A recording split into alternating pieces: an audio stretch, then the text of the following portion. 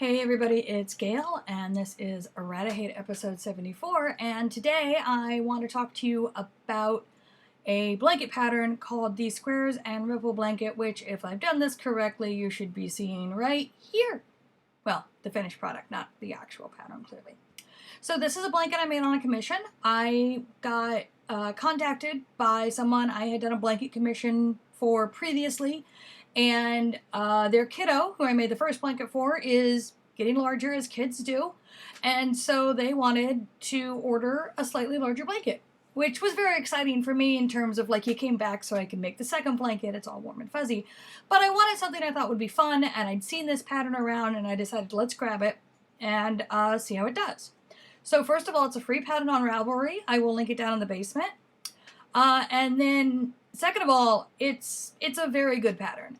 It's a very clever blanket design. You do it one corner at a time down the center, and then you work up the sides.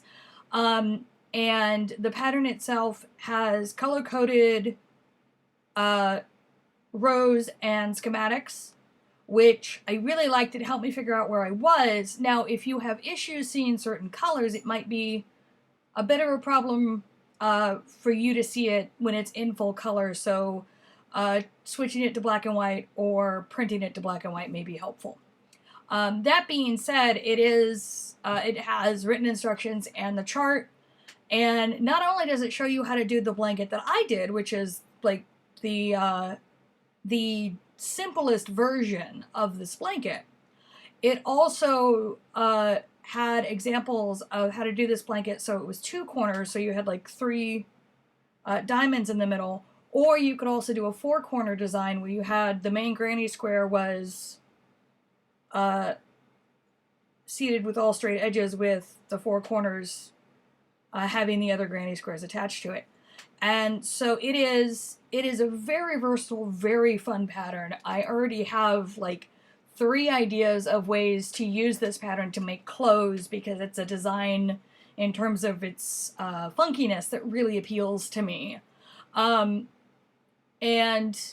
a couple of other things that I really like about it is that, you know, it is 100% customizable to the size that you need. So you can have it be, you know, the small car seat blanket. You can, you know, really go all out and make a giant king-size bedspread. It can be any number of colors. The colors I used for mine were picked by the tiny human, which I really liked. I love it when the kids get a say.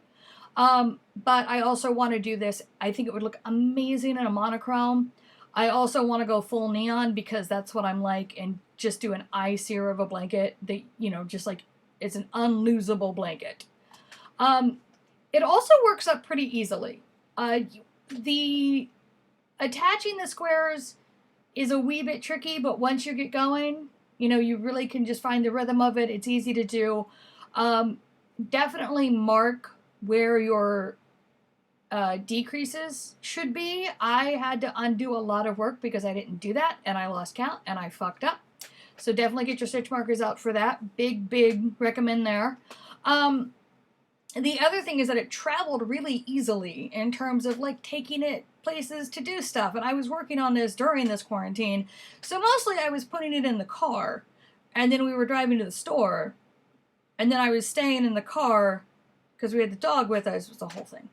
I've been to the store like 4 times in 4 months. But anyway, I digress. It is a very good travel project, because, you know, once you decide how long it's going to be on the diagonal, which is kind of where you start, you just put all those little squares into a bag, and then you can just take them with you with your yarn, because it all just keeps joining up. I do recommend washing it a couple of times before, if you're gifting it, to make sure you know the full stretch of it. It definitely has some stretch to it because of how it's made. I managed to get from, I think when I was finished and I wove it in all my ends, I was at about cross, and then washing it a couple of times, I got it out to 50.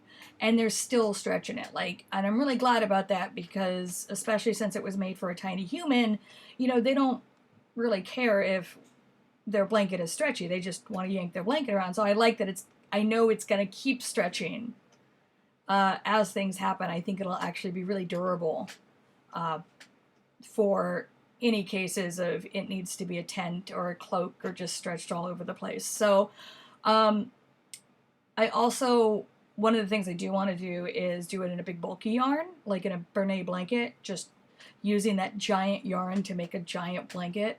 I think would be very fun, and possibly one of the only times I would regularly use Bernay blanket. It's not a yarn that I work with a lot because I fumble it.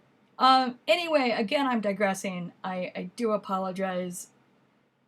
You know, it's deep quarantine at this point. But great pattern, a lot of fun. I think, you know, even just looking at it, you could probably come up with ideas for what you would do to make it your own, what you would do to gift it to someone else. It would be a great team colors blanket for any sports fan.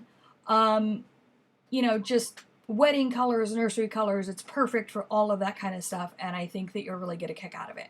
So again, the link is in the basement, and I'm gonna go and put some work in on other stuff. So I will see you guys soon. As always, if you enjoy what I do here on Errata-Hate, please like, subscribe, share, etc. And let me know, you know, if you use one of the patterns I've recommended, you know, what you think about it. Do you like it? And I will talk to you guys soon.